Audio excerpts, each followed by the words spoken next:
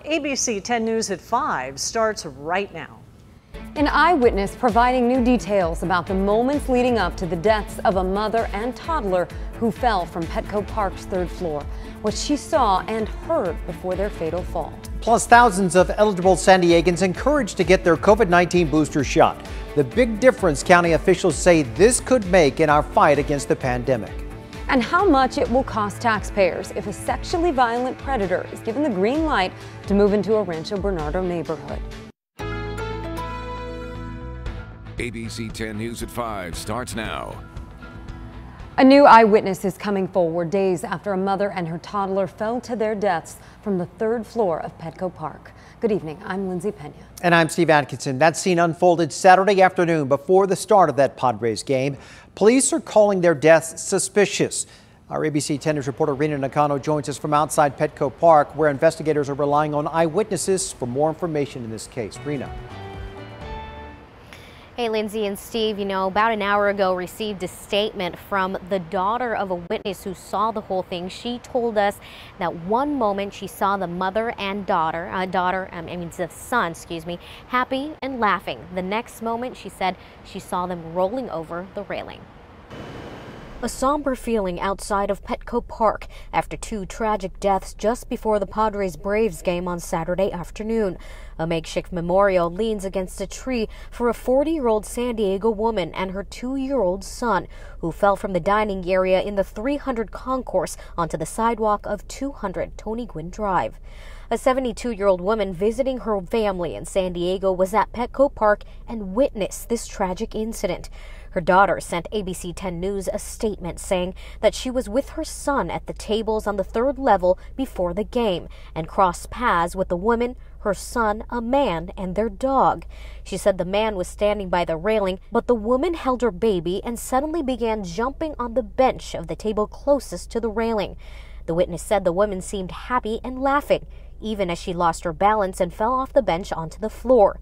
About a minute later, the witness said the woman climbed back up the bench and did it again, this time falling with the baby over the railing.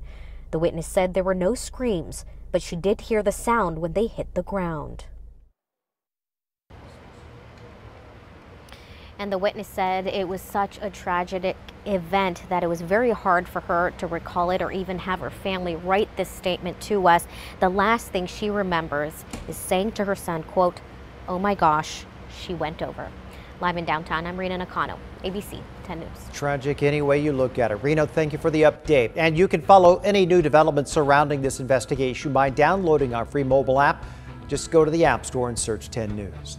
Now to the coronavirus. A big push is underway to encourage thousands of eligible San Diegans to get the COVID-19 booster shot.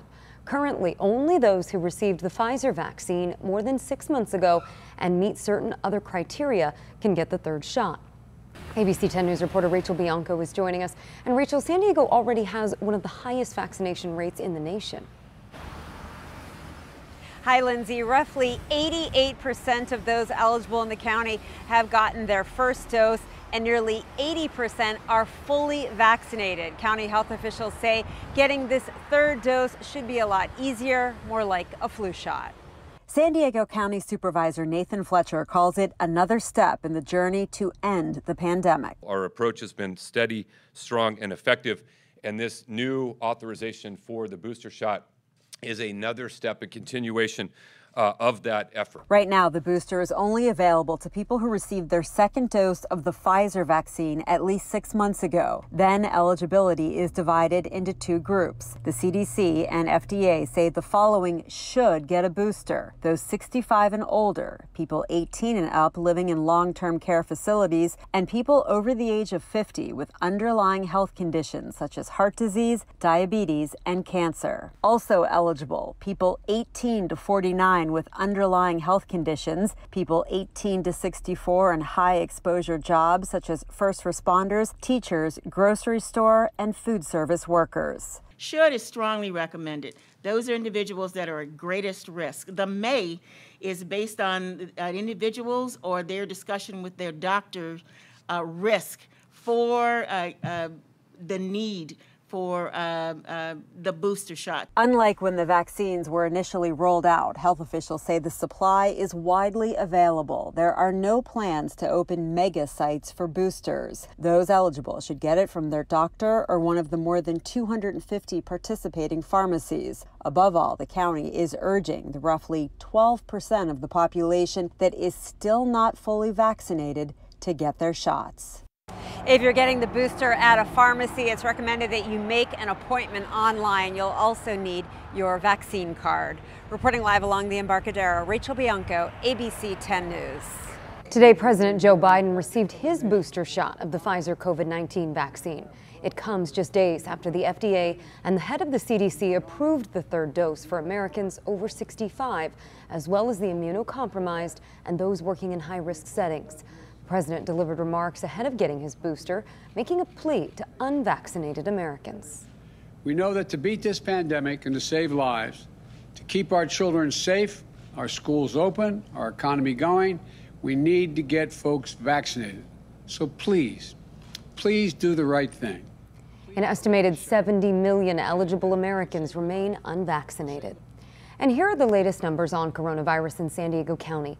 356 new cases were reported today out of 24,000 tests, and there were 3 additional deaths. R&B singer R. Kelly could face decades in prison after a jury found him guilty of racketeering and sex trafficking charges. Kelly has been on trial in New York since last month. During the trial, the prosecution presented witnesses accusing him of sexual and physical abuse.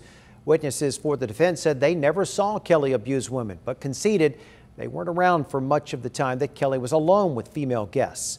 Attorney Gloria Allred represented some of those accusers. She says he is the worst predator she has ever pursued. R. Kelly thought that he could get away with all of this, but he didn't. Because despite the fact that he thought he could control all of his victims, he was wrong. Many of his victims had the courage to speak up and tell their truth, under oath, in a court of law. Kelly will be sentenced in May. Also tonight, people in Rancho Bernardo are finding a proposal that would allow a sexually violent predator to move into their neighborhood. Douglas Badger was convicted of sexual assaults dating back to the 1970s. As our ABC 10 News anchor Vanessa Van Hefty found out, moving Badger back into society, that will cost more than $200,000 every year. Neighbors here in Rancho Bernardo making their voices clear with town hall meetings trying to keep a sexually violent predator out. If all goes as planned, Douglas Badger may soon be enjoying this $1 million view. The listing boasts a quarter-acre lot adjacent to a golf course with a wonderful view located in the highly desirable Poway Unified School District, a 5-minute drive to Chaparral Elementary, a 10-minute drive to Rancho Bernardo High School and Bernardo Heights Middle School. And it won't come cheap. The Department of State Hospitals telling 10 News the average cost for supervision of sexually violent predators like Badger, approximately $250,000 a year to taxpayers. A general inmate in California prison, cheaper, around $80,000 a year. Badger would be watched by a private company contracted by the state. A spokesperson for the state hospitals says finding homes for SVPs is challenging. Schools are taken into consideration. They often search several hundred sites for years. Most landlords say no, but the contracts can be lucrative. The offenders are under 24-hour security and wear a GPS locator. Carl DeMaio, who recently helped win the fight to Badger's proposed placement in the East County, is now trying to keep him out of RB. He has admitted in court that he has molested and sexually assaulted over 500 young girls and young boys. And so this guy is a ticking time bomb. Diagnosed with an aschizoaffective disorder and sexual sadism, Badger's assaults going back to the 70s, both male and female, adults and children. DeMaio is blaming county officials for not following what he says are legal protocols. The County of San Diego is not doing its job to do proper risk assessments. The home falls in the 3rd District of County Supervisor Tara Lawson-Remer. She didn't respond to DeMaio's criticism, but sent this strongly worded letter to the judge that reads in part, moving someone with this violent background into the middle of a community full of families and children defies logic. Ultimately, the decision will be made by one judge, but not without neighbors ready to battle. Vanessa Van Hefty, ABC 10 News. Neighbors are asking people to write law enforcement and sign a petition to protest the placements. You can find links with that information at 10news.com. Turning now to our weather, a cool and cloudy start to the week. Temperatures across San Diego County are trending below average. ABC 10 News meteorologist Angelica Campos is tracking those conditions and how long they will last. Hi, Angelica. Hi, Lindsay. A lot of people loving this weather, averaging about 5 to 10 degrees below normal, and that'll continue into tomorrow. Right now, you can see in Mission Bay, just a little cloudy out there. Also in San Diego, the temperatures right now at 66 degrees there, 65 Kearney Mesa, 66 in El Cajon, and 65 in Ramona. The marine layer is quite strong right now, and it could potentially lead to a little bit more drizzle tonight and into tomorrow. We've seen it on and off throughout most of the day today and also yesterday. Temperatures are actually cooler than yesterday at the same time by a good 2 to 4 degrees. Coming up, I'll show you when temperatures will be heating up and when it'll feel like summer again. So let's enjoy the cool air. Big changes coming. Angelica, thank you. California is now permanently a vote-by-mail state. Today, Governor Gavin Newsom signed a bill that requires county election officials to mail a ballot to every active registered voter for all elections, whether they request one or not. Voters can still choose to vote at physical locations if they choose. The practice of sending out mail-in ballots, of course, to all voters was adopted during the pandemic to prevent the spread of COVID-19 at polling locations. And right now, the clock is ticking for Congress to pass a funding bill or face a government shutdown. Lawmakers now have just 4 days. ABC's Elizabeth Schulze shows us what needs to be done on Capitol Hill. In a make-or-break week for President Biden's agenda, a stalemate in Congress is threatening the U.S. economy. Tonight, Senate Republicans are set to block a House-passed bill that would avert a government shutdown and raise the debt ceiling. This is a totally Democratic government.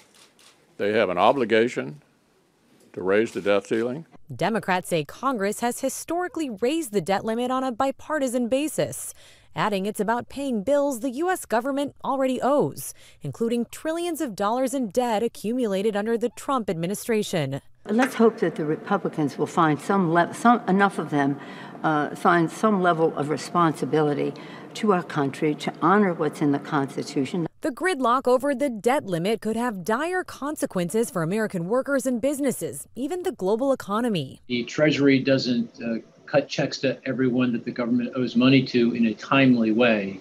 It would be catastrophic. Without legislation to raise the debt ceiling, economist Mark Zandi says the U.S. risks losing nearly 6 million jobs and being unable to make payments to millions of Americans for their Social Security and Medicare benefits and to pay salaries to members of the military. If you get a check from the federal government one way or the other, you may not get that check. And without a funding bill, the federal government will shut down at midnight Friday. With those two deadlines looming, Democrats are also racing to get the votes to pass the $1 trillion bipartisan infrastructure bill and the president's broader $3.5 trillion budget package. You know me, I'm a born optimist. I think things are going to go well. I think we're going to get it done. House Speaker Nancy Pelosi has set Thursday for a final vote on the bipartisan infrastructure bill. Elizabeth Schulze, ABC News, Washington.